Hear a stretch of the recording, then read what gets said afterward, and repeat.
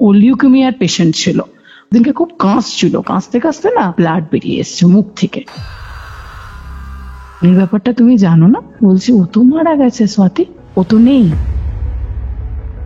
বাড়ি গিয়ে যখন দাঁড়িয়েছি কৌস্তব, পুরো মনে হচ্ছে কি ও প্রেজেন্ট আছে বাড়ির ভিতরে। যতদিন না তোর বিয়ে হচ্ছে, যতদিন না তুই সেটেল হচ্ছিস, ততদিন আমি তোর সঙ্গে থাকবো, আমি মরে যাওয়ার পরেও থাকবো। আমি মাকে বলি, তোমরা 23শে মেটা বিয়ে ঠিক করেছো? বলছে হ্যাঁ, কেন? তাহলে ওই দিনকে অগ্নির মৃত্যুদিন না? এবার তুই শান্তিতে না ঘুমা, কারণ অনেকগুলো বছর তো আমার জন্য জেগে জেগে থাকলি, আমাকে তো ছেড়ে যেতে পারলি না, তুই এবার শান্তিতে ঘুমা। রুম থেকে যেই বেরোলাম আমি, পুরো মনে হলো কি দরজাটা কেউ ভেতর থেকে টেনে বন্ধ করে দিল। কি মনে হলো, জানলাটার দিকে আমি তাকিয়েছি, পুরো স্পষ্ট অগ্নি দাঁড়িয়ে আছে বেডের উপরে না। কোনো একটা মেল আমার গায়ের ভিতরে হাত দেওয়ার চেষ্টা করছে, কিন্তু গায়ের ভিতরে হাত দিতে পারছে না। পুরো স্পষ্ট না শুনতে পাচ্ছে কি, সাথী সাথী ওঠ ওঠ রে, বাঁচাতে হবে বাঁচাতে হবে, মরে যাবে মরে যাবে। তারপরে আমি দেখতে পাচ্ছি কি আমার হাজবেন্ড হাত জোর করে না ডাকছে আমাকে, বাঁচাও বাঁচাও এরকম করছে। গিয়ে দরজাটার ইয়েটা ধরে খুলছে, মহিলাটা পিছন থেকে না স্ক্র্যাচ করছে পিঠটার দিকে। চোখ দুটো নেই, ওইখান থেকে রক্ত আসছে, নাক থেকে রক্ত আসছে, মুখ থেকে রক্ত আসছে।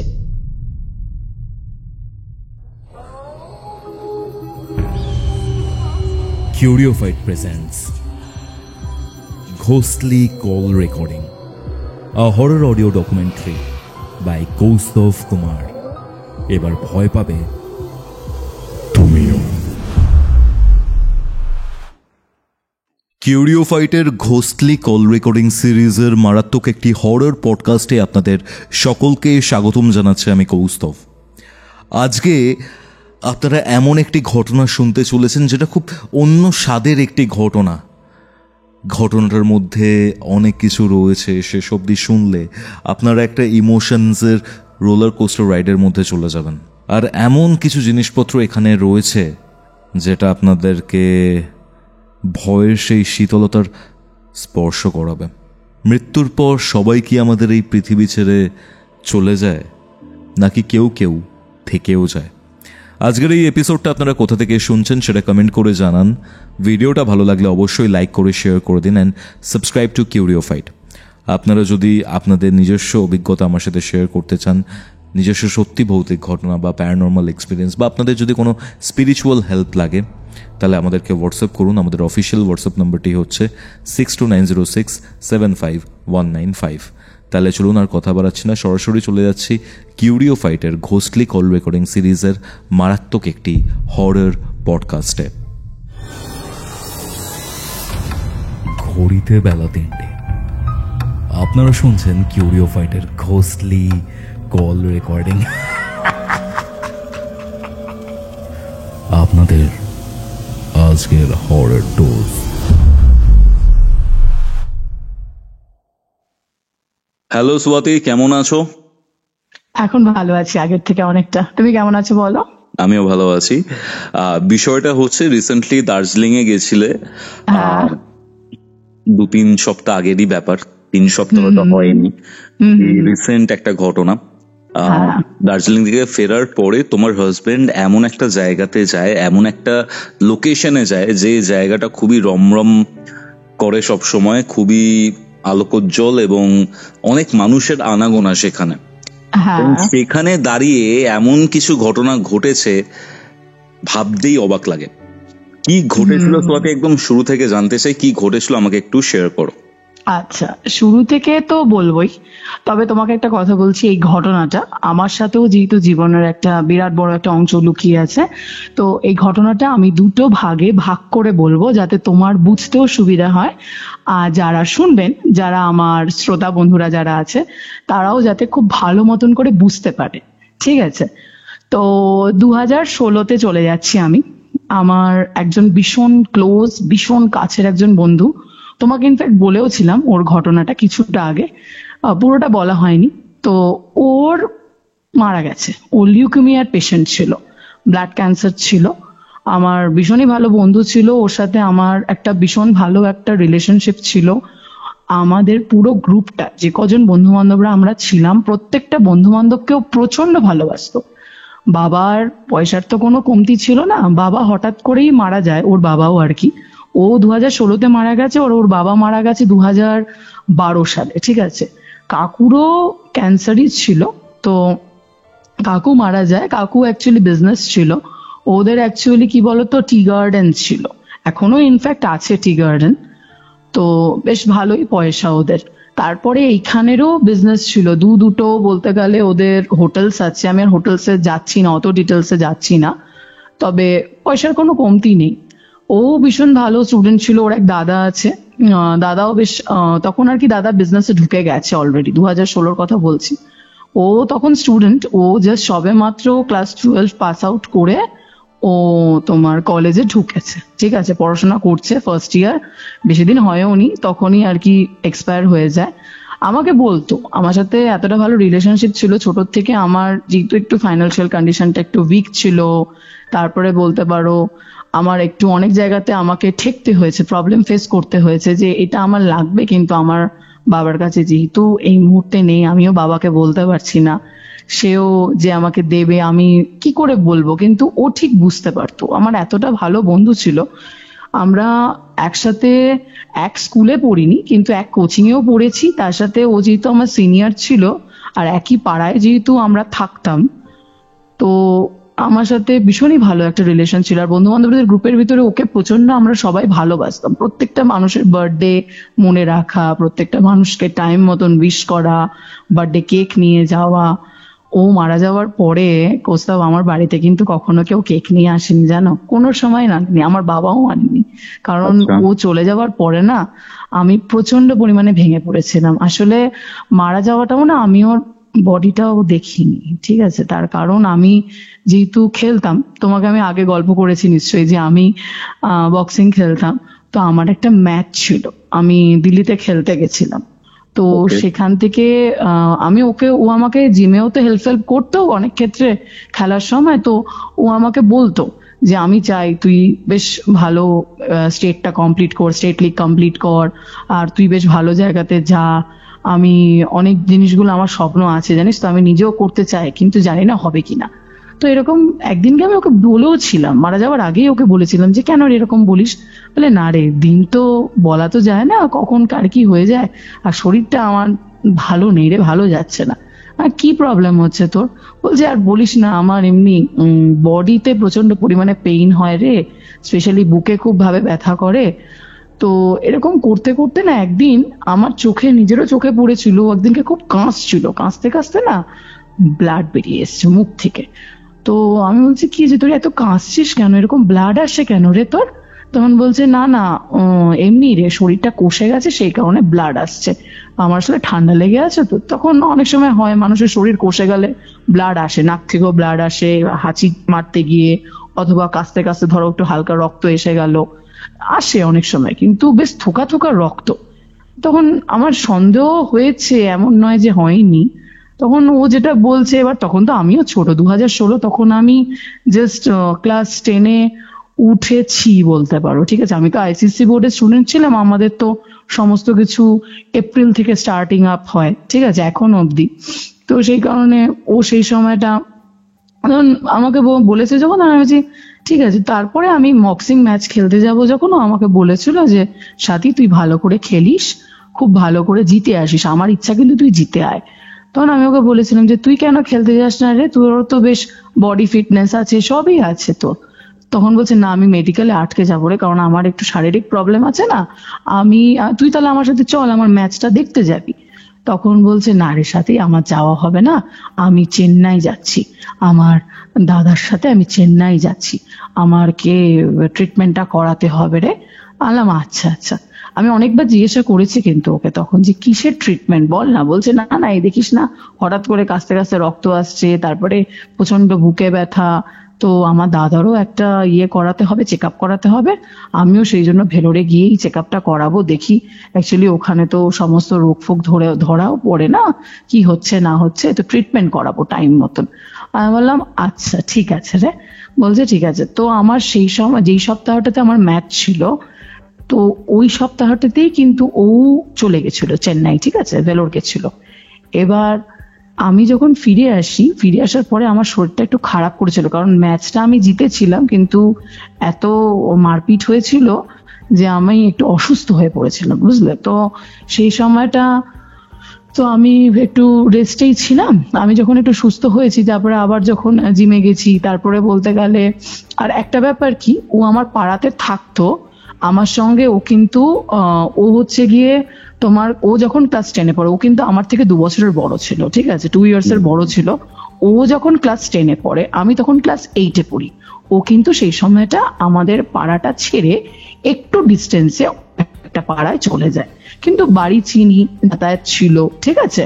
কিন্তু একটু ডিস্টেন্সে চলে গেলে যেরকম হয়, সবসময় তো আর দেখা হয় না, কিন্তু ফোনে কথা হয়। তারপরে এক্সারসাইজ করবার সময় যখন জিমে যাচ্ছি, যখন খেলতে যাচ্ছি, তখনও দেখা হচ্ছে, ঠিক আছে। তো তখন হতো যে পাড়া টু পাড়া, পাড়ার ভিতরে থাকলে কি দৌড়েই বাড়ি চলে গেল, ওটা তখন আর হতো না, যে সময়টা ওর এই ঘটনাটা ঘটেছে আর কি। তো আমি যখন জিমে গেছি, জিমে যাওয়ার পরে আমাদের যে ট্রেনার যিনি ছিলেন আর কি, স্যারকে, ওনাকে বলেছি যে স্যার, অগ্নি, ওর নাম অগ্নি, হ্যাঁ অগ্নি, আমার যে বন্ধুটা বলছে হ্যাঁ অগ্নি আসছে না, অগ্নি কেমন আছে বলুন তো। আমি ওকে ফোনও করেছিলাম কিন্তু ফোনটা না সুইচ অফ বলছে অগ্নির ব্যাপারটা তুমি জানো না? আমি বললাম না, আমি তো জানি না অগ্নির ব্যাপারটা। কি হয়েছে অগ্নির? ও তো চেন্নাই গেছিল ভেলোরে স্যার। বলছে ও তো মারা গেছে স্বাতি, ও তো নেই। আমি বললাম মারা গেছে? বলছে হ্যাঁ মারা গেছে, তুমি জানো না? তোমাকে কেউ বলেনি? তোমার বাবা বলেনি? বললাম না, আমার বাবাও কি জানেন নাকি? বলছে জানার তো কথা ওনার, কারণ অগ্নি তো চেন্নাইতে গিয়ে, ওর তো ক্যান্সার ছিল সাথী। আলো ক্যান্সার ছিল? বলছে হ্যাঁ ক্যান্সার ছিল, ক্যান্সার ধরা পড়েছিল, তারপরে কেমো নিচ্ছিল, ওষুধপত্র খাচ্ছিল, সেখানে গিয়ে অসুবিধা হয়েছে, বডি নিতে পারেনি, সেই কারণে ও মারা যায়।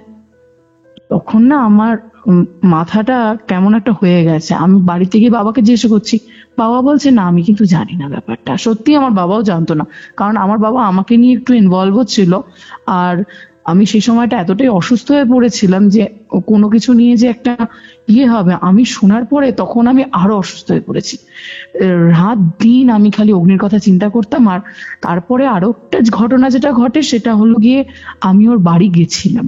যখন এই শুনেছি এই ব্যাপারটা, শোনার পরে আমি, আমার বাবা, আমার মা, যেহেতু আমরা সবাই প্রচন্ড ভালোবাসতাম অগ্নিকে, আমরা ওর বাড়ি গেছিলাম। বাড়ি গিয়ে যখন দাঁড়িয়েছি কৌস্তভ, পুরো মনে হচ্ছে কি ও প্রেজেন্ট আছে বাড়ির ভিতরে।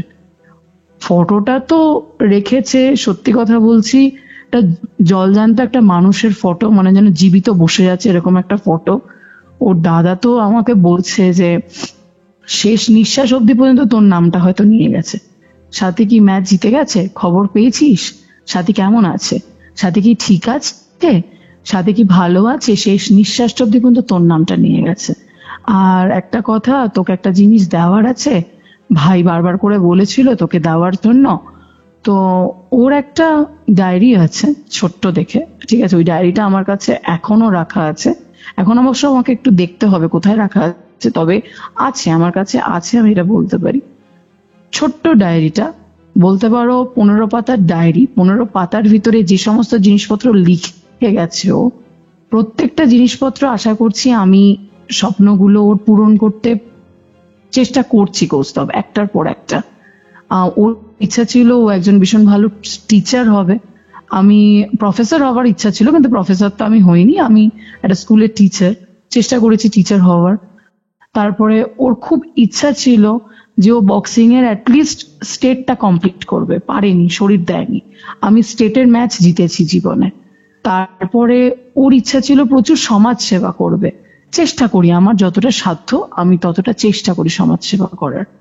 তারপরে প্রচন্ড মানুষকে ভালোবাসতো, প্রত্যেকটা মানুষকে উইশ করতো, 12টা কখনো এক হতে দেয়নি আমার জন্মদিনে, টাইম টু টাইম উইশ করবে আমাকে, এতটা করতো। আমি সত্যি বলছি, ওর মতন এরকম ভালো বন্ধু ও চলে যাওয়ার পরে আমি আর কোনো সময় পাইনি কৌস্তভ। আমি প্রচন্ড ওকে ভালোবাসি। আর ওর মৃত্যু দিনটা কিন্তু আমার অ্যানিভার্সারি দিন, 23শে মে ওর মৃত্যুদিন কিন্তু, ঠিক আছে।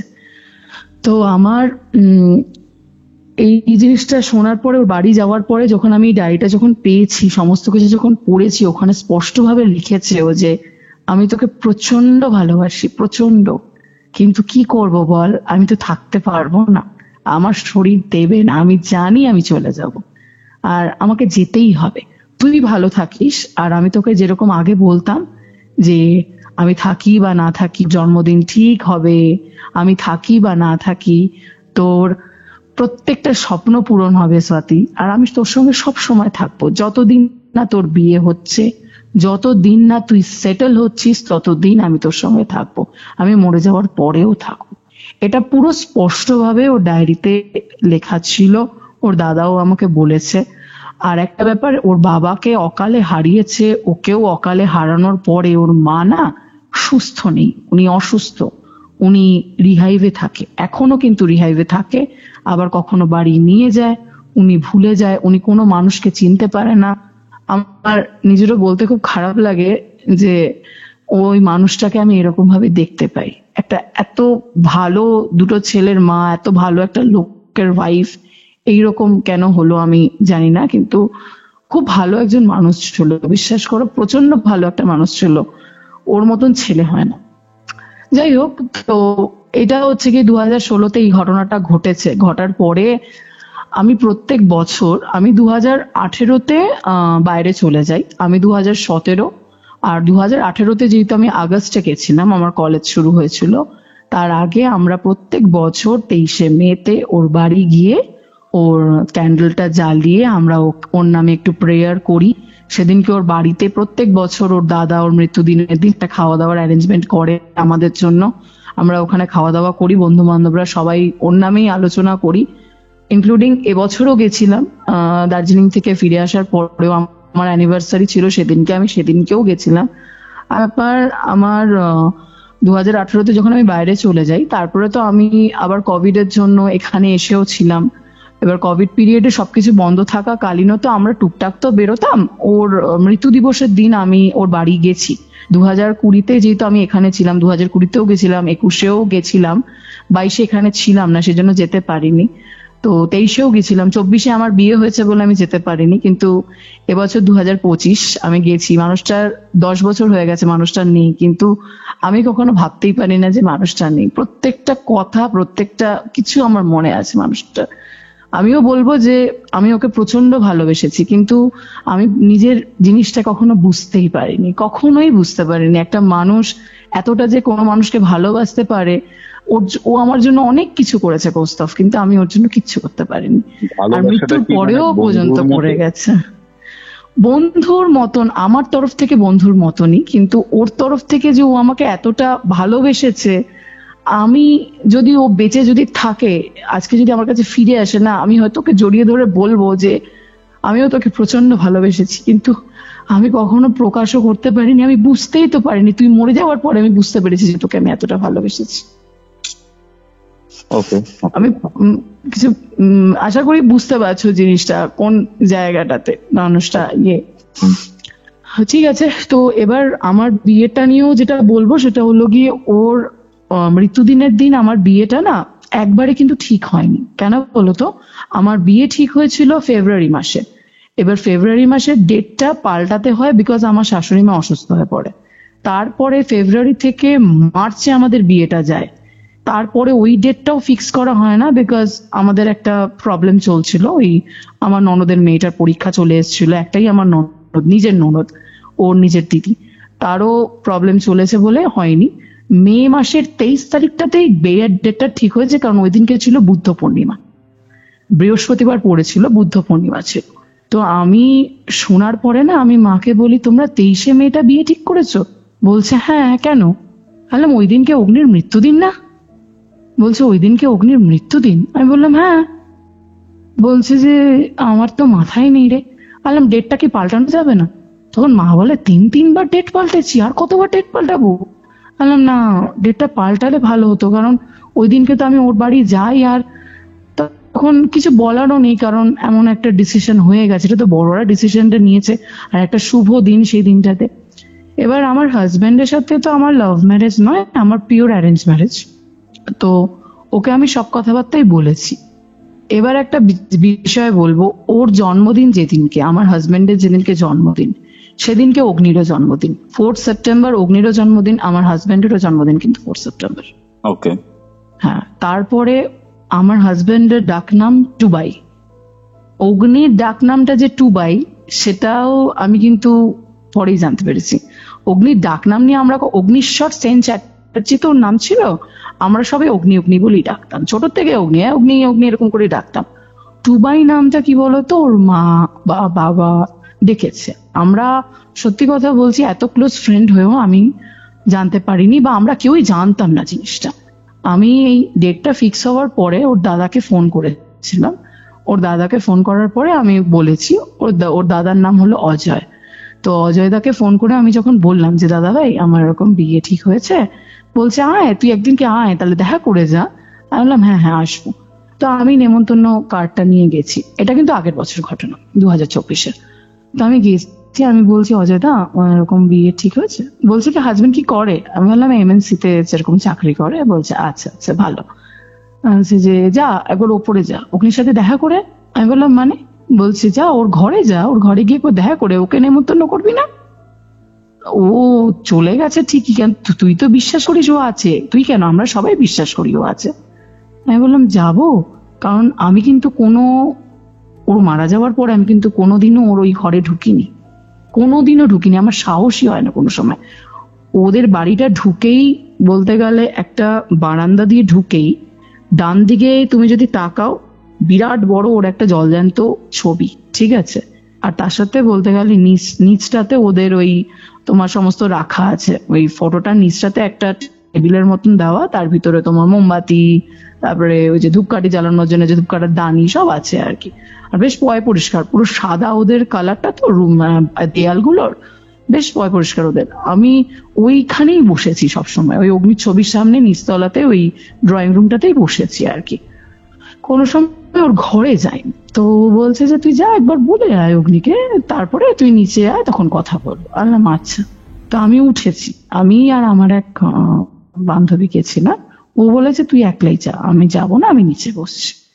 বললাম ঠিক আছে। আমি গেছি, আমি ওপরে গেছি, কৌস্তব দরজাটা খুলেছি। দরজাটা খোলার পরে আমার স্পষ্ট মনে হচ্ছে কি ওর রুমে বেডের উপরে কিছু, বেডের পাশে একটা চেয়ার, একটা টেবিল আছে।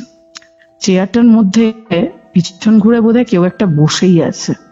চেয়ারটা কিরকম বলতো, ঠিক ওই যে হয় না অফিস এরকম বসেরা যেরকম চেয়ারে বসে থাকে, বেশ উঁচু মতন, সুন্দর বেশ চেয়ারটা, কিন্তু পুরোপুরি ভাবে না মনে হচ্ছে কেউ একটা বসে আছে। আমি ওখানে দাঁড়িয়ে বলছি, আর অঝরে আমার চোখ থেকে জল আসছে যে আজকে 9 বছর হয়ে যাচ্ছে, এখন 9 বছর হয়ে যাবে আমার, তোর মৃত্যুদিনের দিনই বিয়েটা ঠিক হয়েছে, আমার তারিখটা এসছে, কি করব বল, আমাকে সেদিনকে বিয়ে করতেই হবে। তুই তো আমাকে বলেছিলিস যে তুই আমার সঙ্গে থাকবি, থেকেছিস এতগুলো বছর, আমি জানি, আমিও ফিল করেছি তোকে সবসময়, কিন্তু আমি বিয়ে করছি, এরকম ছেলের নাম এরকম সন্দীপন বোস, আর তারপরে আমি করছি এরকম, আমি করে যাচ্ছি, খালি এরকমই করে যাচ্ছি কন্টিনিউয়াস। আর কি যে বলছি আগামাথা আমার মাথায়ও নেই, কি বলে যাচ্ছি ওকে কন্টিনিউয়াস। বলার পর আমি বলছি কি যে এবার তুই শান্তিতে না ঘুমা, কারণ অনেকগুলো বছর তো আমার জন্য জেগে জেগে থাকলি, আমাকে তো ছেড়ে যেতে পারলি না, তুই এবার শান্তিতে ঘুমা। আমি বিয়ে করছি, আমি ভালো থাকবো তো রে, আমি এই ছেলেকে বিয়ে করার পরে ভালো থাকবো তো, তুই বল না। এরকম মনে হলো ওর ইয়েটার ভিতরে, টেবিলটার ভেতরে না ওর বইগুলোকে দাঁড় করানোর মতন ছিল, একসঙ্গে থাকে না যে বেঁকিয়ে একসঙ্গে দাঁড় করিয়ে রাখে দেয়ালের চাপা দিয়ে, ওর টেবিলটার পাশেই তোমার সামনেটাতে একটা বিম মতন দেওয়া ছিল, দেয়ালে যেরকম বিম থাকে, ওই বিমের ভিতরে তোমার কয়েকটা 3-4টে মতন বই ওরকম সাইড করে এরকম তোমার শোয়ানো ঠিক না, দাঁড় করানো, কিন্তু হালকা মতন বেন্ড করা আর কি, যাতে পড়ে যায় বইগুলো, ওরকম ভাবে আর কি রাখা ছিল। কি মনে হলো কোনো হাওয়া বাতাস নেই, আর ঘরটার ভিতরে যেহেতু কেউ থাকে, পরিষ্কার কাজের লোক আছে, তো হয়তো পরিষ্কার করেই রাখে রুম, ঠিক আছে, ওই একটা বই নিজে থেকে মনে হয় যেন পড়ে গেল এরকম, আমি এরকম পুরো স্পষ্ট দেখেছি। ওটা হয়তো ইঙ্গিত দিল আমাকে যে হ্যাঁ তুই কর বা ভালো থাকবি তুই, ওটা দেখার পরে আমি তখন ওকে বললাম, তুই কিন্তু আমার বিয়েতে আসিস, নেমন্তন্ন করে গেলাম তোকে, তুই অবশ্যই করে আমার বিয়েতে কিন্তু আসিস, আশা করব, তুই না আসলে কিন্তু আমার বিয়ে সম্পূর্ণ হবে না অগ্নি। পুরো এরকম ভাবে ওকে বললাম। বলার পরে আমার অঝরে আমি কেঁদে যাচ্ছি, কন্টিনিউয়াস কাঁদছি আর বলে যাচ্ছি। দরজাটা খুলে আমি যে দরজাটা বেরোলাম, দরজা থেকে যেই বেরোলাম, রুম থেকে যেই বেরোলাম, আমি পুরো মনে হলো কি দরজাটা কেউ ভেতর থেকে টেনে বন্ধ করে দিল। আমার আর হিম্মত হয়নি যে দরজাটা আবার আলাদা করে খুলে ঢুকি ভেতরে, কারণ কি মনে হচ্ছে কিরকম একটা লাগছে শরীরের মধ্যে, অনেকগুলো বছর পরে মনে হয় যেন কারেন্ট চলে যাচ্ছে শরীরের মধ্যে দিয়ে, পুরো কারেন্ট পাস করছে এরকম মনে হচ্ছে আমার। নিচে নেমেছি, নিচে নামার পরে দাদা বললো আমাকে, কি রে দেখা হলো? আমি বললাম দেখা না, কিন্তু ফিল করলাম যে হ্যাঁ আছে। বললো তোর বিয়েতেও যাবে, দেখে নিস। আমি তো যাবোই, আমি সকালবেলা যাব, আমি বিকেলবেলা যাবো না রে মনা, আমি সকালবেলা গিয়ে তোর সঙ্গে দেখা করে আসবো, আর গিফটও একটা দেবো তোকে ভালো কিছু। আর ভাই যাবে, ভাই তোকে একবার সেদিনকে দেখা দেবেই, তুই মিলিয়ে দেখে নিস।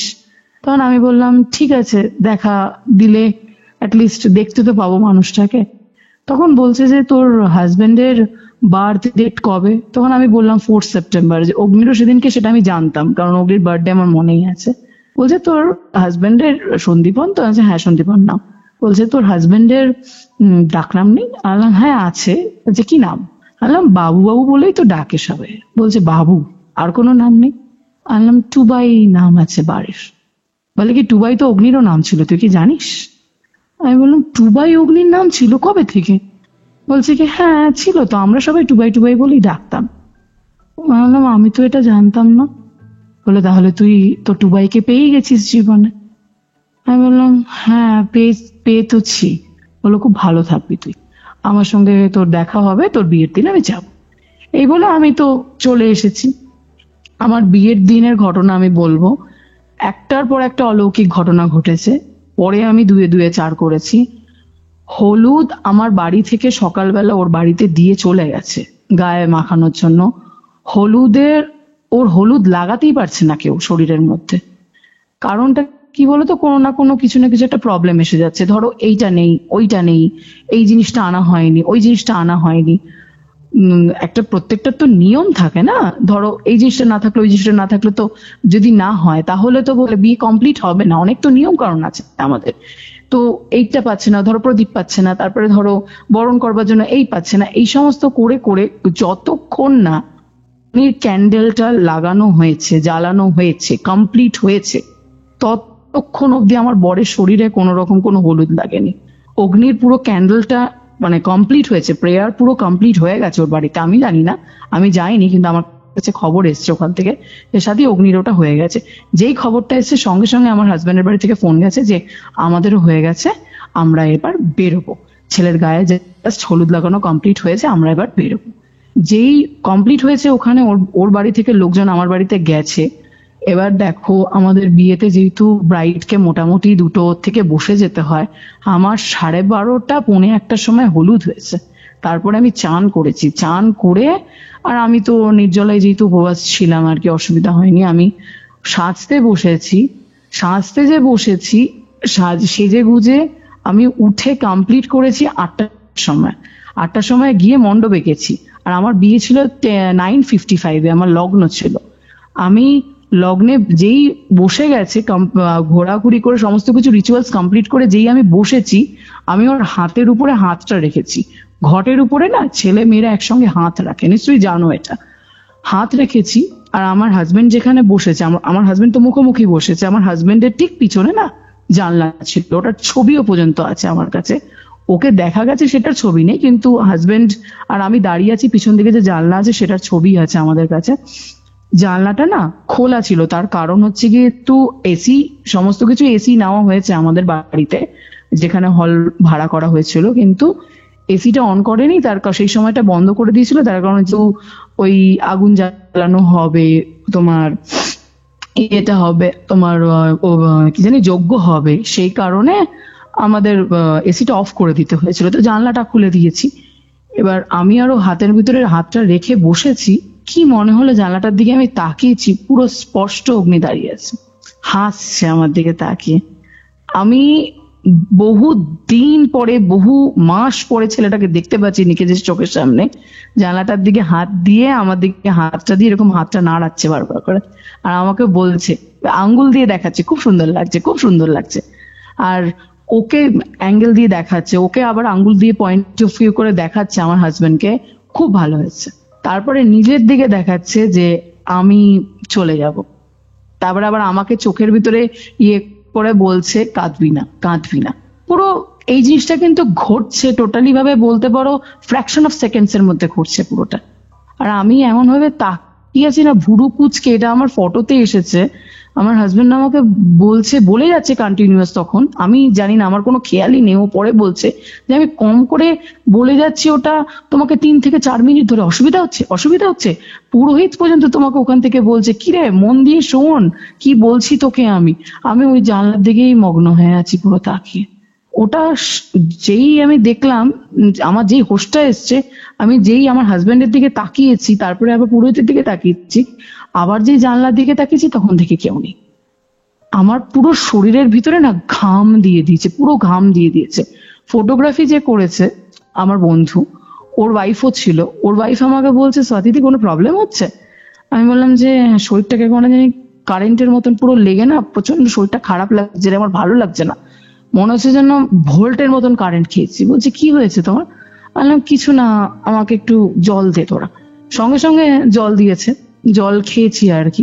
জল খাওয়ার পরে তারপরে তো বিয়ে সম্পূর্ণ কমপ্লিট হয়েছে আর কি। কমপ্লিট হওয়ার পরে ওই যে দেখেছি 23শে মে 2024, তারপরে কিন্তু আমি কিচ্ছু দেখিনি, তুমি বিশ্বাস করো। তারপর থেকে এতগুলো দিন হয়ে গেছে, 1 বছর হয়ে গেল আমার বিয়ের, আমি কিচ্ছু দেখিনি। কিন্তু আমার কেন জানি না মনে হতো অগ্নি আছে, অগ্নি যায়নি।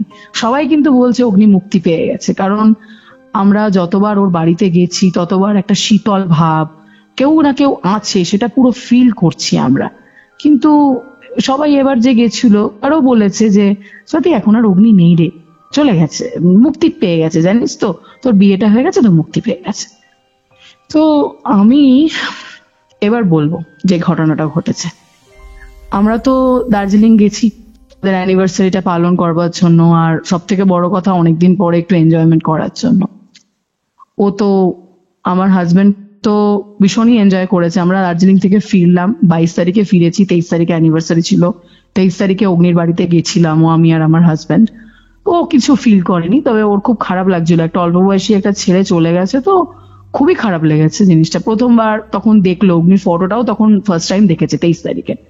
এবার 24 তারিখে তো শনিবার ছিল, ওই দিনকে তোমার ও গেছে হচ্ছে গিয়ে অফিসে। এবার 5 তারিখে রবিবার, কিন্তু ওর একটা পার্সোনাল ক্লায়েন্টের সাথে মিট আপ করবে। আগে যে কোম্পানিতে ছিল সেই কোম্পানির ক্লায়েন্ট ওর সাথে আবার এই কোম্পানিতেও কাজ করতে চাইছে, বলছে আমি তোমার কোম্পানির সাথে যুক্ত হব, তোমাকে আমার প্রচুর কাজ আছে, আমার তোমার হেল্প চাই। বলছে হ্যাঁ তোমার সাথে আমি দেখা করব। তখন বলছে হ্যাঁ হ্যাঁ নিশ্চয়ই দাদা, আমি দেখা করব, অনেকদিন আপনার সাথে দেখা হয়নি। তখন বলছে হ্যাঁ হ্যাঁ নিশ্চয়ই আসো। তো উনি বলেছেন যে সেক্টর 5-এ আমার পুরোনো একটা ফ্ল্যাট আছে, সেখানে বরঞ্চ আমি একটা লাঞ্চেরও একটা আয়োজন করব, কি খাবে আমি বাইরে থেকেই সমস্ত অর্ডার করব। বলছে হ্যাঁ হ্যাঁ আমাদের লাঞ্চটাও হয়ে যাবে ওখানে, আর তার সাথে আমরা বরঞ্চ একটু কথাবার্তাও বলতে পারবো। বাইরে মিট আপ করতে পারতাম, কিন্তু বাইরে মিট আপ করলে সমস্ত কথাবার্তা কে কোথা থেকে শুনবে না শুনবে, লিক হওয়ারও চান্স থাকে, আর একটু প্রাইভেটলিও একটু কথা বলা দরকার আছে। তখন বলছে ঠিক আছে ঠিক আছে, আমি আপনার ফ্ল্যাটে যাব। খুব এক্সাইটেড আমাকে বললো। এবার ও যে আমাকে বলেছে না, আমার কিন্তু মন চাইনি জানো তো যাক। আমি বলছি কি আজকে সানডে, সবে মাত্র ফিরলাম, একটু রেস্টও পাইনি সেরকম ভাবে, যেও না তুমি আজকে, না যেও না। তখন বলছে না আমি যেতে হবে। তখন আমি বললাম ঠিক আছে যাও, কিন্তু সাবধানে থেকো, আমার মন চাইছে না গো তুমি আজকে যাও। বলছে না সাথী, আমাকে আজকে যেতেই হবে গো, কারণ আমি অনেকদিন পরে একটা ভালো ক্লায়েন্ট পাচ্ছি, ভালো টাকা পয়সা পর্যন্ত উনি পেমেন্ট করে টাইমে টাইমে, কোম্পানিকে একটা ক্লায়েন্ট দেওয়া মানে আমার একটা বিরাট বড় প্রমোশন হবে। তখন আমি বললাম আচ্ছা ঠিক আছে যাও তাহলে। এবার ও বেরিয়েছে, ধরে রাখো ওই 11:30 নাগাদ বেরিয়েছে, ঠিক আছে, সকালবেলা। এবার ও চলে যাওয়ার পরে না, যদি ঘর সমস্ত কিছু খালি ফালি যদি থাকে পরিষ্কার পরিচ্ছন্ন, আমি তাড়াতাড়ি করে সমস্ত কিছু কাজকর্মগুলো করি আর কি। আমি জামা কাপড় কাচি ফাচি সব যা যা যাবতীয় যা যা কাজ থাকে সমস্ত কিছু করে নিই। এবার ও চলে গেছে, তো আমার কেন জানি এত মনটা খারাপ লাগছে, ভালোই লাগছে না, আমার কাজও কিছু করতে ইচ্ছা করছে না তখন। এবার আমার তো সামার ভ্যাকেশন চলছে, তখন আমি বললাম ধুত আজকে কিছু করবোই না, এখন তো ছুটিই চলছে, কালকে জামা কাপড় কাচবো। সবকিছু বন্ধ ফন্ধ করে আমি আমার শ্বশুরের সাথে লাঞ্চ করে নিলাম, লাঞ্চ করে নিয়ে আমি সবকিছু লক করে না শুয়ে পড়েছি। এবার ও কিন্তু আমাকে পৌঁছে জানিয়েছে আর কি, যে সাথী আমি এরকম ফ্ল্যাটের নিচে দাঁড়িয়ে আছি, আমি পৌঁছে গেছি, আমি এবার ফ্ল্যাটে উঠবো আর কি। দাঁড়ালাম, ঠিক আছে যাও অ্যাপার্টমেন্টে উঠো, দেখো, সাবধানে থেকো আর কি বলবো। এবার ও এসব বলার পরে না আমার ভালো লাগছে না, কেন ইরিটেশন হচ্ছে একটা। আমি না তারপরে ফোনটা এমনি অফ করিনি, আমি সাইলেন্টেও করিনি, ফোন নর্মালি রেখে আমি একটু শুয়ে পড়েছি। শুয়ে যে পড়েছি, আমার না এত টায়ার্ড ছিলাম, চোখ লেগে গেছে, ঠিক আছে, চোখ লেগে গেছে। এবার আমার কিন্তু খেয়ালও নেই, আমার না ঘুমের ভিতরে, আমি নিদ্রার ভিতরে দেখতে পাচ্ছি কি কেউ আমাকে এসে না দরজা পিটাচ্ছে, আমার ঘরের দরজাটা কেউ পিটাচ্ছে, আমার বেডরুমের দরজাটা কেউ পিটাচ্ছে। এবার আমি না ওপর তলাতে থাকি, নিচতলাতে আমার শ্বশুর থাকেন, আমার শাশুড়ি মা থাকেন, আর শাশুড়ি মাকে দেখাশোনা করবার জন্য একজন অ্যাটেন্ডেন্ট থাকে। ওনারা কিন্তু কেউ ওপরে ওঠে না। ওপরে আমার বড় বড় দুটো রুম, একটা তার সাথে ঝুলন্ত বারান্দা, আবার একটা বিশাল বড় করিডোর আছে, রান্নাঘর, বাথরুম, ঠিক আছে। তো আর আমি কিন্তু কোলাপসেবল গেট লক করে শুই, ওপরে কোলাপসেবলটা আমি লক করে শুই, কারণ বাড়িতে একটা অ্যাটেন্ডেন্ট থাকে, তো বয়স্ক দুটো মানুষ, ওপরে আমি একলা, সেই কারণে আমি লক করেই শুই আর কি। ভাবি যে যদি কেউ আমাকে ডিস্টার্ব করে, অথবা যদি অ্যাটেন্ডেন্টটা উপরে চলে আসে, বলা যায় না, সে কারণে আমি একটু লক করেই শুই, প্রাইভেসি আর কি। আর আমার ঘরে আর আমরা না থাকাকালীন না আমাদের অনেক কিছু মিসিংও হয়েছিল, সেই জন্যই আমরা লক করি, তারপর থেকে আর কি রাখি ওপরটা। এবার লক করে আমি তো শুয়েছি, আমি ঘুমের ভিতরে পুরো স্পষ্ট শুনতে পাচ্ছি কি দরজাটা কেউ কন্টিনিউয়াস পিটিয়ে যাচ্ছে। তারপরে যেটা আমি দেখতে পাচ্ছি, আমার বেডের উপরে না কোনো একটা মেল একটা তোমার বলতে গেলে উদ্ভব একটা, কোনো একটা, কি বলবো, ওটা প্রাণীও না, ওটা মানুষই, আমাকে কন্টিনিউয়াসলি অবয়ব, অবয়ব আমার গায়ের ভিতরে হাত দেওয়ার চেষ্টা করছে, কিন্তু গায়ের ভিতরে হাত দিতে পারছে না, যতই হোক হাত দিতে পারছে না, হাত দিতে চেষ্টা করছে আমার গায়ের ভিতরে, চাদরটা সরিয়ে দেওয়ার চেষ্টা করছে, ডাকছি বলতে পারো, ঠিক আছে। আমি না পুরো স্পষ্ট না শুনতে পাচ্ছি কি সাথী, সাথী ওঠ, ওঠ রে, বাঁচাতে হবে, মরে যাবে, ওঠ না, কন্টিনিউয়াস বলে যাচ্ছে। আর আমার না শরীরটা পুরো ঠান্ডা হয়ে আসছে, বুঝতে পারছো তো, আমি কিছু বুঝতেই পারছি না, আর গলাটা ভীষণ চেনা চেনা লাগছে, আমি তো নিতেই পারছি না জিনিসটা। আমি তখন ঘুমের ভিতরে গো গো গো করে যাচ্ছি আর বলার চেষ্টা করছি, কে তুমি। তারপরে না স্পষ্ট আমি দেখতে পাচ্ছি আমার হাজবেন্ড না দাঁড়িয়ে আছে, একটা পুরোনো একটা ফ্ল্যাটের দরজার সামনে দাঁড়িয়ে আছে। তারপরে আমি দেখতে পাচ্ছি কি আমার হাজবেন্ড হাত জোর করে না ডাকছে আমাকে, বাঁচাও এরকম করছে। ওরকম দেখার পরে না আমি না উঠে বসেছি, যেই উঠে বসেছি ঘুমটা পুরো কেটে গেছে তো। আর আমার তোমাকে আমি আগেও বলেছি, আমার মারা, এদের ফ্যামিলি পুরো দীক্ষিত, রামকৃষ্ণ মিশন থেকে। মহারাজের প্রচুর ছবি আছে, গুরু মহারাজের আর কি ছবি আছে আমার বাড়িতে, প্লাস আমি পুজোও করি। তো মহারাজের ছবিটার দিকে না আমি পুরো তাকিয়ে আছি এরকম, আমার বেডের সামনেটাতেই তো আমাদের শোকেসের উপরে মহারাজের বড় একটা ছবি রাখা আছে, মহারাজের দিকে না আমি ডাইরেক্ট তাকিয়েছি। সঙ্গে সঙ্গে কি মনে হয়েছে যে আমি একটু ফোনটা দেখি, তো আমি ফোনটা খুলে ভেবেইছি যে ফোনটা ওকে মনে হচ্ছে একটা করি, সঙ্গে সঙ্গে হোয়াটসঅ্যাপটা চেক করেছি, হোয়াটসঅ্যাপের ভিতরে লাইভ লোকেশন পাঠিয়েছে আমার হাজবেন্ড অনেকক্ষণ আগে।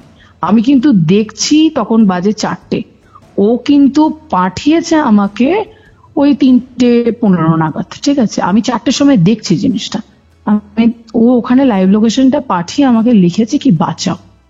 আমি ওটা দেখে কৌস্তব আমার মাথাটা জাস্ট হয়ে গেছে, কি হচ্ছে এটা। ও এখানে লিখেছে বাঁচাও, লাইভ লোকেশন পাঠিয়ে রেখেছে, ও তো সেক্টর 5 গেছে, আর আমি গড়িয়া কামালগাছি, সেইখান থেকে সেক্টর 5 যেতে আমার অনেক টাইম লেগে যাবে, আমাকে একটা ব্যবস্থা তো করতে হবে। আর আমার বাবা মাকেও আমি যে ফোন করবো, আমার বাবা মায়েরও বয়স হচ্ছে, তুমি আমার বাবাকে দেখেছো, ঠিক আছে, একটুতেই টেনশন হয়ে যায়, নার্ভাস হয়ে যায়। এবার আমার একজন বন্ধু আছে, ওর নাম রমিত সেক্টর 5 একটা কোম্পানিতে চাকরি করে, আমি আর কোম্পানির নাম নিচ্ছি না। ওকে আমি ফোন করেছি, হঠাৎ করে মাথাতে এসছে, কারণ কি রমিতের সাথে আমার কথাও হয়, খুবই কথা হয় আর কি, রমিত, অমিত, এরা দুজন ভাই, আর এরা দুজনেই সেক্টর 5-এই থাকে আর কি, ঠিক আছে, ওদের বাড়িও ওখানে, ফ্ল্যাট কিনে নিয়েছে দুজনে। তো ব্যাপারটা হচ্ছে দুজন ভাই ওদের ফ্যামিলি নিয়ে থাকে। আমি রমিতকে ফোন করেছি, রমিত আমাকে বলছে কি হয়েছে সাথে, বললাম যে একটা হেল্পের খুব দরকার আছে, জানি তোকে ডিস্টার্ব করলাম। বলছে না না, তুই কোথায় আছিস? বলছে আমি বাড়িতেই আছি, বেরোয়নি। দেখ আমার হাজবেন্ড এরকম লিখেছে। বলছে তুই আমাকে ইমিডিয়েটলি লাইভ লোকেশনটা শেয়ার করতো, এক্ষুনি শেয়ার কর। তুই টেনশন নিস না, আমি দেখছি, আমি আমার দাদাকে নিয়ে না হয় যাচ্ছি, একসঙ্গেই যাচ্ছি, জিনিসটা দেখে নিচ্ছি, দাদা কিছু হবে না, আমরা দেখছি। ঠিক আছে, তোরা আমাকে কিন্তু ফোন করে যাস। এবার আমি না গিয়ে মহারাজের ছবিটার সামনে দাঁড়িয়ে একটাই কথা বলেছি যে আমার জীবন থেকে কিন্তু প্রচুর মানুষ চলে গেছে যাদেরকে আমি প্রচন্ড ভালোবাসতাম। এবার এই মানুষটার যদি কিছু হয়েছে, আজকে আমি নিজে নিজেকে শেষ করে ফেলবো, অথবা তুমি এই মানুষটাকে বাঁচিয়ে আমার কাছে ফিরিয়ে দাও, নাহলে কিন্তু আমি আজকে নিজে নিজেকে পুরো শেষ করে দেবো। হয়তো আমি আর কিছু নিতেই পারবো না, কি যে হচ্ছে আমি তো কিছু বুঝতে পারছি না। আর আমি কন্টিনিউয়াস রমিতকে ফোন করে যাচ্ছি, রমিত তুই যাচ্ছিস? ও যেই দেখেছে ও সঙ্গে সঙ্গে ওর বাইক নিয়ে বেরিয়ে গেছে দাদাকে নিয়ে। ও আমাকে গিয়ে যেটা বললো যে তোর হাজবেন্ডকে পেয়েছি, অজ্ঞান হয়ে পুরো একদম পড়েছিল, আর সাথে বোধহয় অগ্নিকে দেখেছে তোর হাজবেন্ড। আমি বললাম মানে? বলছে হ্যাঁ, আগে তোর হাজবেন্ডকে একটু সুস্থ করে নি, আমি ক্লিনিকে নিয়ে যাচ্ছি, এখানে নার্সিং হোম আছে, আমি ওখানে নিয়ে যাচ্ছি, ওকে নিয়ে যাওয়ার পরে তোর বাড়িতে আসি, তারপরে ব্যাপারটা নয় পুরোটা শুনছি, কারণ শোনার মুহূর্তে আমি নেই রে, এই মুহূর্তে আগে ওকে নিয়ে যাই। আর ওকে তো নিয়ে গেছে, ক্লিনিকে গিয়ে দেখিয়েছে, কিছুই না, মাইনার একটা হালকা একটা স্লাইড একটা চোট পেয়েছে মাথার এখানটাতে, স্লাইড একটা চোট ফুলে গেছিল, ওষুধপত্র দিয়েছে, বললো যদি বেশি ব্যথা হয় তাহলে তো স্ক্যান ফ্যান করতে হবে দাদা, আর কিছু না, ভয় পেয়েছেন আপনি টোটালি ভাবে। আর ও খালি আমার নামও নিচ্ছে, আমার হাজবেন্ড আমার নামও নিচ্ছে, তার সাথে সাথে অগ্নির নাম নিয়ে যাচ্ছে। তখন রমিত তো ওই মুহূর্তে বলেছে তুমি অগ্নির নাম নিচ্ছ কেন দাদা, কি হয়েছে তোমার? বলছে আমি অগ্নিকে দেখেছি, অগ্নি আমাকে বাঁচিয়েছে। বলছে অগ্নি তোমাকে বাঁচিয়েছে মানে? অগ্নি কি করে বাঁচাবে? অগ্নি কি আজকে বেঁচে আছে নাকি? 2016-তে ছেলেটা মারা গেছে, কবে মারা গেছে ছেলেটা, আর একটা কি করে সে বাঁচাবে তোমাকে? বলছে না, অগ্নি এসেছিল, অগ্নি আমাকে নিজ হাতে বাঁচিয়েছে। আমার হাজবেন্ডকে নিয়ে এসছে বাড়িতে, আমার বাড়িতে নিয়ে এসছে আমার সামনে, আমি শার্টটা খুলছি, পিঠের পিছন থেকে বাঁ দিকের সাইডের হাতের মধ্যে আঙ্গুলের ছাপ, এই নখের ছাপ একদম চিড়ে দিয়েছে, বাঁ দিকের পিঠটা পুরো চিড়ে দিয়েছে, তোমাকে ছবিও পাঠিয়েছি তুমি দেখতে পারো, পুরো চিড়ে দিয়েছে। আমাকে বলছে আমি তো গিয়ে ফ্ল্যাটের বেল দিয়ে আমি ঢুকছি, বেল দেবো কি, বেলটা দেবো তার ভিতরেই দেখলাম ভদ্রমহিলা দরজা খুলে দিল, আর বেশ বড় হাসি মুখে, ড্যামা ড্যামা চোখ নিয়ে ভদ্রমহিলা, নাইটি পরা, উনি বলছেন যে আসো, আমি জানি তো তুমি আসবে, তোমার অপেক্ষাতেই আমি আছি। তো আমি ঢুকছি, অন্ধকার ঠিক না, ডিম বাল্ব জ্বলছে, লাল রঙের নাইট বাল্ব জ্বলছে। আচ্ছা, আমি বললাম যে দরজাটা আপনি বন্ধ করে দিচ্ছেন, লাইটটা তো জ্বালান। বলছে তুমি বসো না, লাইট ঠিক আমি চালাবো। তখন ও জিজ্ঞাসা করেছে জল খাবে? হ্যাঁ জল খাবো। জলটা যে আনবে, জলটা যে বাড়বে, জলটা বাড়ানো না, জলটা বেড়েই রেখে দিয়েছে, চট করে জল নিয়ে চলে এসছে, এরকম ব্যাপার, গেছে আর এসছে এরকম ব্যাপার। আর ঘরে ঢোকা মাত্র থেকেই বসেছে, যে বসতে পারছে না, তার কারণ পচা গন্ধ, কিছু পচে গেছে বোধহয়, বহুদিন ধরে পচে গলে পড়ে আছে বোধহয়, ওরকম অবস্থা। তখন আবার বলেছে কি যে আমাকে আরেক গ্লাস একটু জল দিতে পারবেন, আমি একটু জল খাবো। তখন বলছে আচ্ছা। তখনই ওর কি মনে হয়েছে, ও আমাকে টেক্সট করেছে। এবার দেখো, ও এখান থেকে 11:30 বেরোলেও রাস্তায় তো জ্যাম থাকে, তারপরে সেক্টর 5 তো এখান থেকে অনেকটাই দূর, পৌঁছাতে পৌঁছাতে ওর ওই এই টাইমই হয়ে গেছে আর কি, 2:45 এরকম বেজেই গেছে। সেদিনকে খুব জ্যামও ছিল রাস্তায়। তো আমাকে কি মনে হয়েছে, তখনই ও টেক্সট পাঠিয়েছে, লাইভ লোকেশন পাঠিয়ে আমাকে টেক্সট পাঠিয়েছে বাঁচাও বলে। এবার ও যে এনেছে জলটা, যেই দিয়েছে আমার হাজবেন্ডের হাতে, বসছে আর একটা মিটি মিটি মিটি মিটি ধরনের একটা হাসি দিচ্ছে, খুব ক্রিপি মতন হাসিটা, রকিং চেয়ারের উপরে বসেছে ভদ্রমহিলা। আমার হাজবেন্ডকে বলছে কি, ভালো আছো তো? এমনি ভালো আছো তো? আমি তো তোমার অপেক্ষায় বসে আছি, বহুদিন ধরে বসে আছি। তখন বলছে বহুদিন ধরে বসে আছেন মানে? আমাকে তো দাদা আজকেই আসতে বললো। দাদা কখন আসবে? দাদা আসবে এই কিছুক্ষণের মধ্যেই দাদা আসবে। বলছে আচ্ছা, কিসের একটা পচা পচা গন্ধ, বলে আমি তো পচে ভূত হয়ে আছি না, সেই জন্য পচা পচা গন্ধ আসছে। আর বলেই না হাসতে আরম্ভ করেছে। আমার হাজবেন্ড না ভীষণ একটু নার্ভাস আর ভয় পেয়েছে ওটা দেখে। বলছে মানে এগুলো কি বলছেন আপনি? হ্যাঁ হ্যাঁ বুঝতে পারবে, আর একটু সময় যাক বুঝতে পারবে। তুমি তোমার প্যান্টের পকেটে করে কি এনেছো? বলছে প্যান্টের পকেটে করে কি এনেছি মানে? বলছে প্যান্টের পকেটে তোমার কি আছে? ও তখন বলছে প্যান্টের পকেটে পার্স আছে। কি থাকবে পার্সের মধ্যে? কি আছে?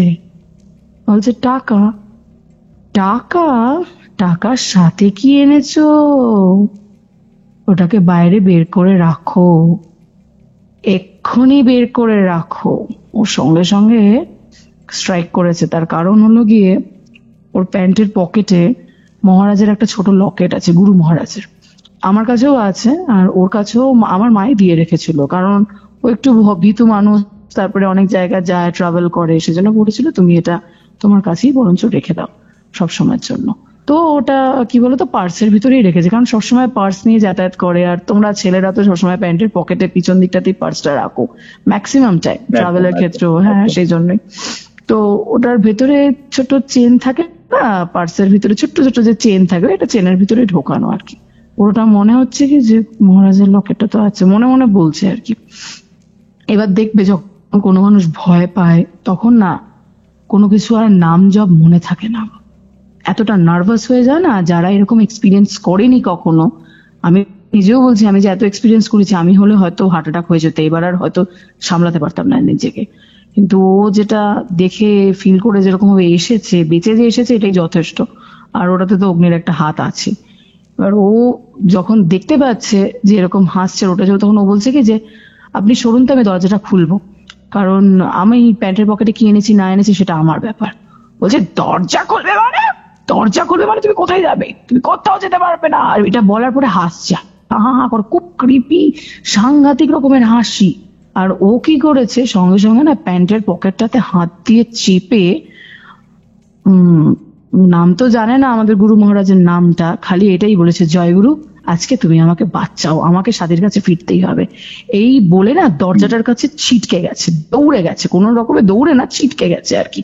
গিয়ে দরজাটার ইয়েটা ধরে খুলছে, মহিলাটা পিছন থেকে না স্ক্র্যাচ করছে পিঠটার দিকে, আর হা হা হা হা করে হাসছে, বলছে দাঁড়া না কোথায় যাবি কোথায় যাবি করেই যাচ্ছে, এরকম ভাবে হা হা করে হাসছে।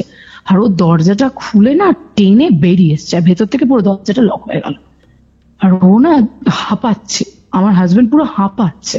হাঁপাতে হাঁপাতে যেই পিছনে ঘুরেছে, ভদ্র মহিলা ওই অবায়ক পুরো দাঁড়িয়ে, চোখ, নাক, মুখ রক্ত, পুরো রক্ত। চোখ আর নেই গো, ওই ড্যামা যে চোখ যে দেখেছিল ঘরের ভিতরে, চোখ দুটো নেই। ওইখান থেকে রক্ত আসছে, নাক থেকে রক্ত আসছে, মুখ থেকে রক্ত আসছে। ওই দেখে আমার হাজবেন্ড জোরে চিৎকার করে না ওই ফ্ল্যাটের সামনেটাতে বসে পড়েছে। আর সঙ্গে সঙ্গে ও যেটা দেখতে পেয়েছে যে ওর বা হাতের দিকে না একটা সিঁড়ি ছিল, ওই ওপরে উঠে যাওয়ার সিঁড়িটা, ফ্ল্যাটের অ্যাপার্টমেন্টের ওপরে উঠে যাওয়ার সিঁড়িটা। আর মুখের সামনে তো ওই ভদ্র মহিলা, বা দিকের সিঁড়িটাতে না একটা ওকে এসে জড়িয়ে ধরেছে, বলছে কি হয়েছে তোমার? আমি তো আছি, কিচ্ছু করতে পারবে না তোমাকে, আমি আছি। ও জড়িয়ে ধরে বলছে, ও তো কোনো কথা বলার মধ্যেই নেই, আমার হাজবেন্ড কোনো কথা বলার মধ্যেই নেই, ও পুরো স্পষ্ট দেখতে পেয়েছে কে ওকে বাঁচিয়েছে। এবার ও ওকে বলছে, কন্টিনিউয়াস বলে যাচ্ছে যে আমি তো আছি, কিচ্ছু হবে না, আমি আছি, তোমার কোনো ক্ষতি হতে দেবো না। ও ওখানে সেন্সলেস হয়ে পড়েছে। তারপরে তো আমার বন্ধু বান্ধবরা গিয়ে ওকে সেভ করে, আর আমাকেও ইনফর্ম করে, আর ওকে নিয়ে আসে। এটা শোনার পরে ও আমাকে একটাই কথা ওখানে বলেছে যে আমাকে উনি বাঁচিয়েছে। আর ওই ক্লায়েন্টকেও ফোন করেছিল, ক্লায়েন্টকে ফোন করার পরে বলেছে, ক্লায়েন্ট বলছে যে তোমাকে তো আমি SMS করে দিচ্ছি গো হোয়াটসঅ্যাপে, তুমি হোয়াটসঅ্যাপে SMS পাওনি?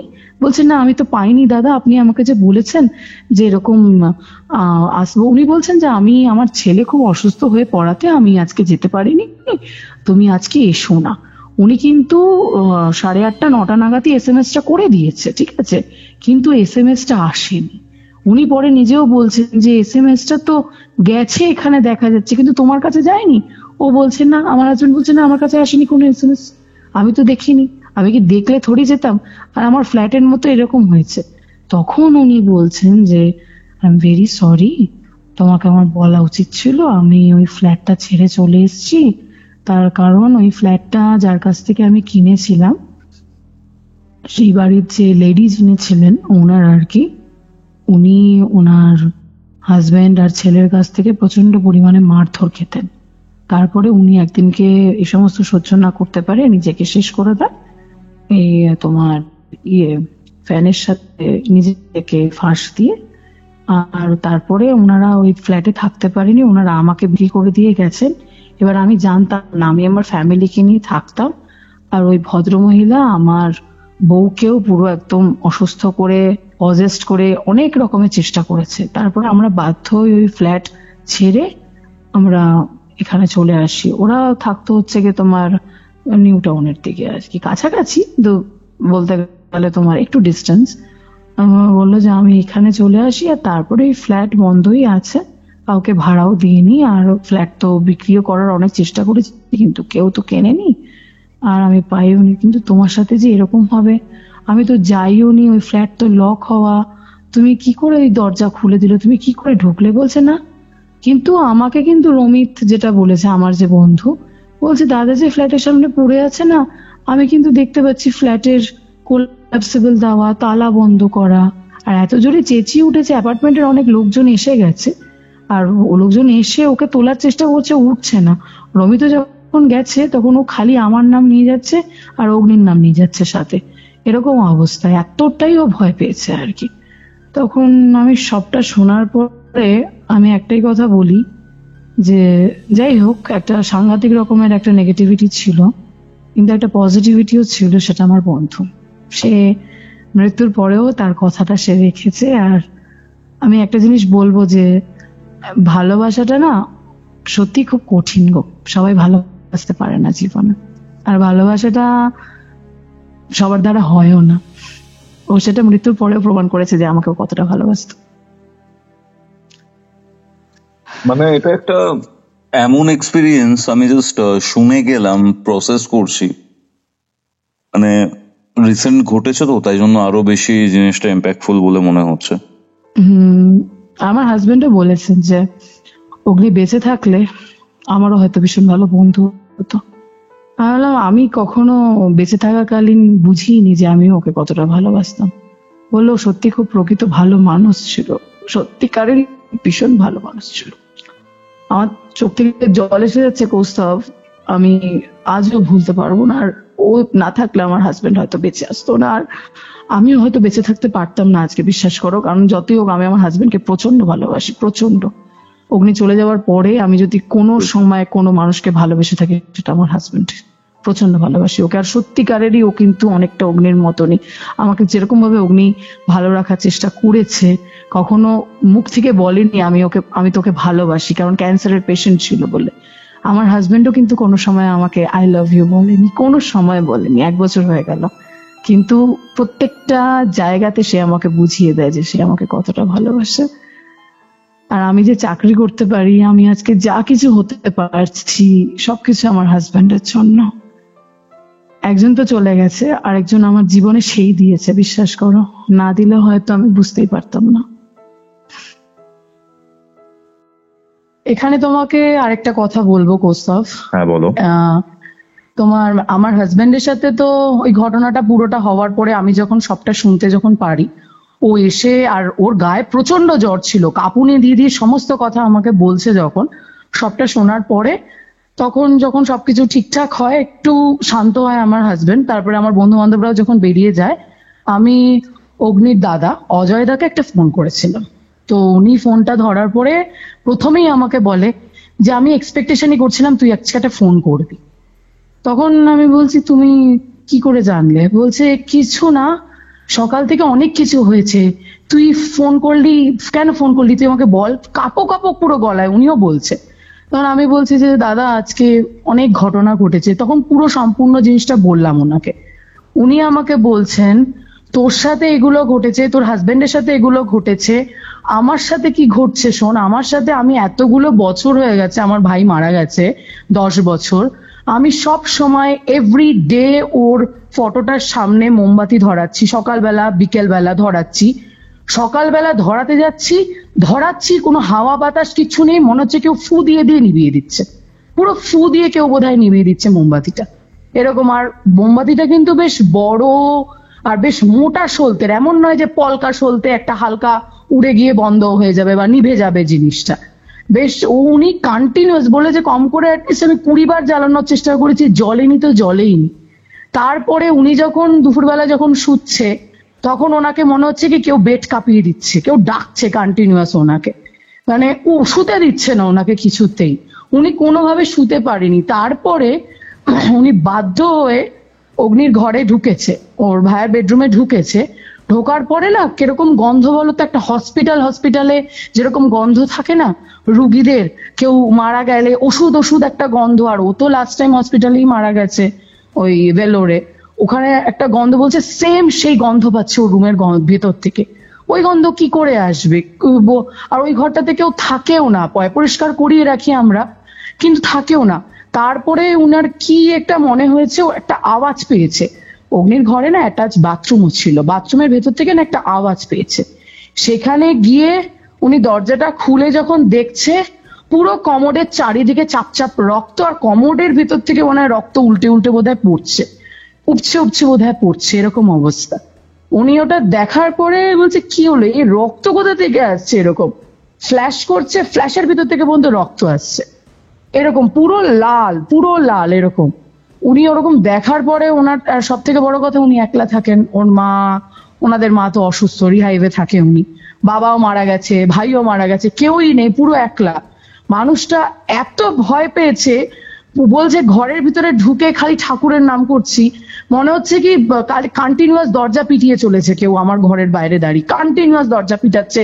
আমি বললাম আমার সাথেও সেম জিনিস হয়েছে আজকে, আমাকে শুতে দিচ্ছে না। তখন আমি ওনাকে, উনি তো সবটা শোনার পরে উনি আমাকে একটাই কথা বলছে, তোর হাজবেন্ডের এত বড় একটা প্রবলেম হতে যাচ্ছে বলেই না উনি এইরকম ধরনের কাজটা করেছে। তারপরে আরেকটা জিনিস যেটা আমাকে বলল, যে রাত্রিবেলা আমার সাথে যখন কথা বলছে ওই আওয়াজটাও আমি পেয়েছি পুরোপুরি ভাবে, পুরো স্পষ্ট কেউ যেন ওর পাশ থেকে বলছে, আমি তো আছি, তোর কিসের এত টেনশন, তোর কিসের এত চিন্তা, আমি তো আছি, কিচ্ছু হতে দেবো না। এটা আমি পুরো স্পষ্ট, উনি যে ফোনে আমার সাথে কথা বলছে উনি যেরকম শুনতে পেয়েছে আমিও শুনতে পেয়েছি। এবার সেদিনকে তো রাতটা কেটেছে, আমরা কথাবার্তা বলেছি, সবটাই বুঝতে পারলাম। আর আমার বরের রাত্রি ভোর জ্বর আর ঘুম হচ্ছে, পুরো সারা রাত ধরে এইরকম ভাবে একটা নাম জপ করে যাচ্ছে, অগ্নি কন্টিনিউয়াস, ভুল বকে যাচ্ছে উল্টো পাল্টা। আমি ভয়তে না, সত্যি কথা বলবো, যদি একটা কিছু হয়ে যায়, মানুষ ভয় পেয়ে তো অনেক কিছু হয়ে যায় না, আমার সারা রাত হয়তো আমিও ঘুমাইনি সেদিনকে, এরকম অবস্থা, চোখ লাগছে ওর আওয়াজে আমি চোখ খুলে ফেলছি, জলপট্টি দিয়ে যাচ্ছি, সারা রাত ধরে জলপট্টি দিয়ে যাচ্ছে। জ্বর নাবে না কৌস্তব, জ্বর আর নাবে না, একটুখানি নামছে আবার অ্যাজ ইউজুয়াল গিয়ে চচর করে 104-এ গিয়ে ঠেকছে জ্বর। ওষুধ দিচ্ছি, ওষুধেরও তো একটা মাত্রা আছে না, 4-5 ঘন্টা আগে তো কখনো জ্বরের ওষুধ দেওয়া যায় না ওরকম ভাবে, ওষুধ দিয়েছি তারপরেও পর্যন্ত জ্বর নামছে না। এবার পরের দিন সকালবেলা আমাকে ওই তোমার 26 তারিখ সেদিনকে ছিল, আমাকে পরের দিন সকালবেলা অজয়দা আরেকবার ফোন করেছে কেমন আছে জানার জন্য। বলছি জানিস রাত্রিবেলা কালকে কি হয়েছে? কি হয়েছে গো? বলে আমি তো রাত্রিবেলা মশারি টাঙিয়ে আমি পুরো একদম জুবুথুবু হয়ে শুয়েছি, ঠাকুরের নাম করছি খালি। আর আমি একটাই কথা বলছি, ভাই এরকম ভাবে জ্বালাস না, আমরা সবাই ভয় পাচ্ছি কিন্তু। তখন ঠিক আছে কি হয়েছে? বলছে আমাকে রাত্রিবেলা আমি ঘুমের ভিতরে দেখতে পাচ্ছি কি আমার মশারির পাশে এসে দাঁড়িয়ে আমাকে বলছে যে একটা কথা জানিয়ে দিস, আমি সব সময় থাকবো, যখনই দরকার পড়বে তখনই আমি থাকবো, আমি যাব না, আমার কাজ এখনো ফুরোয়নি, আমার যা যা কাজ আছে আমি সব কাজ কমপ্লিট করে তারপরে যাব। উনি এটা বলার পরে আমি আর কিছু কোনো রকম একদম ব্ল্যাঙ্ক, আমি ওটা শোনার পরে আমি টোটালি ভাবে ব্ল্যাঙ্ক। আর অজয়দা কয়েকদিনের মধ্যে না হঠাৎ করে এই 3-4 দিন পরেই আর কি প্রচন্ড অসুস্থ হয়ে পড়ে, আর আমরা গেছিলাম হসপিটালে নিয়ে গেছিলাম, হার্ট অ্যাটাক করে গেছিল একটা।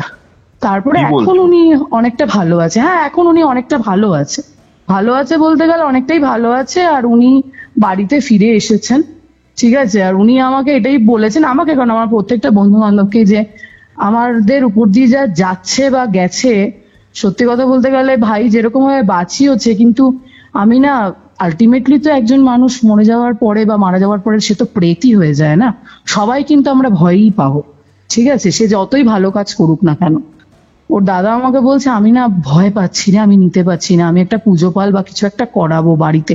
কোনোদিনও এরকম হয়নি স্বাতি, এতগুলো বছর হয়ে গেছে, কোনোদিনও না। আমিও তো কখনো ফিল করিনি, বিশ্বাস করো, ফিল করেছি কিন্তু এইরকম হবে আমি জানিও না। তবে আমার হাজবেন্ডও আমাকে বলেছে, স্বাতি যেভাবে ঝাঁপিয়ে পড়ে আমাকে বাঁচিয়েছে না, স্বাতি তুমি তো জানো না, আমি জানি সে আমি কি দেখেছি না দেখেছি। তখন আমি বলছি যে তুমি শিওর যে ওই দেখেছে? বলছে আমি ফটো দেখছি ছেলেটার, আমি বুঝতে পারবো না এই ছেলে কিনা, আমি তো নিজে দেখতে পাচ্ছি, জড়িয়ে এসে ঝাঁপিয়ে পড়ে ইয়ে করেছে। ওর দাদা তখন আমার হাজবেন্ডকে জিজ্ঞাসা করেছে কি রঙের জামা পরেছিল, তখন আমার হাজবেন্ড বলছে কালো রঙের টি শার্ট ছিল, এইটুকুনি আমি বলতে পারি, আর প্যান্টটা না হসপিটালের কোনো প্যান্ট ছিল, আমি এইটুকুনি বলতে পারি গো দাদা, আমি যেইটুকুনি দেখেছি, তারপরে তো আমি আর সেন্সে ছিলাম না। তখন ওর দাদা বলছে হ্যাঁ একটা কালো রঙের গেঞ্জি পরানো হয়েছিল, যখন নিয়ে আসা হচ্ছিল বডি ওখান থেকে, আমরা তো কলকাতায় নিয়ে এসেছিলাম, ওই কালো রঙের গেঞ্জিটা কিন্তু পরানো হয়েছিল রে, আমার মনে আছে এটা। তারপর কি হলো? তারপর আপাতত এখন বলবো যে অজয়দা এখন একটু বেটার, আর কিছু না, এখন অব্দি তো সবকিছু নর্মালাইজ আছে, কোনো কিছু তো আর সেরকম ভাবে এখন অব্দি আর কিছু হয়নি। তবে কেন জানি না আমার মনে হয় যে ও সবসময় থাকছে, কোনো না কোনো কিছু একটা প্রবলেম তো হচ্ছে। আর আমার শাশুড়ি মাও যেহেতু খুব অসুস্থ, অনেকবার কৌস্তভ, অনেকবার ফিল করেছি, তবে ওই সময়গুলোতে ফিল করিনি। আমি ইন্দোরে থাকাকালীন একদিনকে রাত্রিবেলা 8:30 বাজে, আমি আমার কলেজটা তো অনেকটা ডিস্টেন্সে ছিল হোস্টেল থেকে, 8-9 কিলোমিটার মতন। আমি একদিনকে কলেজের পরে আমার একটা বান্ধবীর বাড়িতে গিয়ে একটু নোটস নিয়েছিলাম, ও মেসে থাকতো, ওই পিজিতে থাকতো। এবার ওর কাছে নোটস নিয়ে আমি একলাই না হেঁটে হেঁটেই ফিরছিলাম, তো গাড়ি পাচ্ছিলাম না আসলে, তো ভাবছিলাম কতক্ষণ দাঁড়াবো, এতটা রাত হয়ে গেছে, ফিরি বরঞ্চ একলাই বরঞ্চ হেঁটে হেঁটেই বরঞ্চ ফিরি, কানে হেডফোন লাগিয়ে আমি হাঁটতে হাঁটতে যাচ্ছি। কি মনে হয়েছে একবার পিছনে জাস্ট ঘুরবো, এমন ভাবে একটা গাড়ি যাচ্ছে, আর আমি তো কানের ভিতরে হেডফোন লাগিয়ে পুরো তোমার দমে বলতে গেলে ভলিউম আপ করে আমি গান শুনতে শুনতে আসছিলাম, ঠিক আছে, আমি খেয়ালও করিনি গাড়িটা পুরো আমার উপর দিয়ে যেত, আর একটু হলে মনে হলো কি কেউ একটা টেনে না কাছে টেনে নিল পুরো একদম, কিন্তু কাউকে আমি দেখতে পাইনি। পুরো একটা স্মেল পেলাম, যেই পারফিউমটা ও খুব ব্যবহার করতো, আর সেই পারফিউমটা না আমার হাজবেন্ডও ব্যবহার করে, ওই একই কোম্পানির পারফিউম আমার হাজবেন্ডও ব্যবহার করে। অ্যাকচুয়ালি আমার হাজবেন্ডের সাথে যেহেতু আমার অ্যারেঞ্জ ম্যারেজ, আমার বাড়িতে না আমার হাজবেন্ড আর আমার শ্বশুরমশাই গেছিল আমাকে দেখার জন্য। আমার শাশুড়ি মা অসুস্থ, তো উনি যায়নি, ওনার যাওয়ার কথা ছিল, তারপরেই ওনার সেরিব্রাল অ্যাটাক করে যায়, আর তারপরে উনি যেতেও পারে না আমাকে দেখতে। তো আমাকে আমার শ্বশুরমশাই বলেছিল যে তুমি বরঞ্চ এসো, কিছু হবে না। তখন আমার মা বলেছে বিয়ের আগে কি কখনো যায় নাকি মেয়েরা, আগে তো যেতে নেই, বলছে আজকালকার দিনে কেউ মানে না, আপনি নিয়ে আসুন তো। তো আমি এসছিলাম, আমি আমার হাজবেন্ডের বাড়ি ঘুরছি ফিরছি, আমি আমার হাজবেন্ডের অনেক কিছু দেখেছি যেগুলো অ্যাকিউরেট অগ্নির মতন। তবে এটা আমি বলবো আমার হাজবেন্ড কিন্তু অগ্নির থেকে অনেকটা বড় বয়সে, ওর যতটা এখন বয়স হওয়ার কথা তার থেকে কিন্তু আমার হাজবেন্ড বড়। এমন নয় যে অগ্নির জন্মানোর মারা যাওয়ার পরে আমার হাজবেন্ডের জন্ম হয়েছে, সেটা কিন্তু নয়। আমার হাজবেন্ড কিন্তু হ্যাঁ পসিবলই নয়, কিন্তু অ্যাকিউরেট ভাবে মিল। তবে আমার হাজবেন্ড ফর্সা, ও একটু শ্যামবর্ণ, ওর গায়ের রংটা শ্যামবর্ণ, আর দাঁত ফাঁত গুলো তুমি যদি বলো অনেকটা দেখলে অ্যাকিউরেট লাগতে পারে, ঠিক আছে, অ্যাকিউরেট লাগতে পারে। ওকে স্বাতি, বুঝতে পারছি বিষয়টা, মারাত্মক একটা ঘটনা ছিল এটা। আর আমি না তোমাকে এটা কালকে বলতে আমার মাথা থেকে একদম বেরিয়ে গেছে গো, তাহলে আমি জানাতাম জিনিসটা। এটাই ছিল আজকের এপিসোড। আজকের এই এপিসোড আপনাদের কেমন লাগলো সেটা কিন্তু কমেন্ট করে জানাতে ভুলবেন না। ভিডিওটা ভালো লাগলে অবশ্যই লাইক করে শেয়ার করে দিন অ্যান্ড সাবস্ক্রাইব টু কিউরিওফাইট। আপনি যদি নিজের লাইফে ঘটে যাওয়া এরকম প্যারানর্মাল এক্সপিরিয়েন্স, এরকম সত্যি ভৌতিক ঘটনা আমার সাথে শেয়ার করতে চান, তাহলে যোগাযোগ করুন আমাদের অফিসিয়াল হোয়াটসঅ্যাপ নম্বরে, যেটি হচ্ছে 6290675195। ইভেন আপনারা যদি কোনো স্পিরিচুয়াল হেল্প চান আমার থেকে, তাহলেও আমাকে যোগাযোগ করতে পারেন। তাহলে চলুন দেখা হচ্ছে পরবর্তী এপিসোডে, যেটি আসছে রবিবার দিন দুপুর ঠিক 3টের সময়। Curiofight presents ghostly call recording, a horror audio documentary by Kaustav Kumar. এবার ভয় পাবে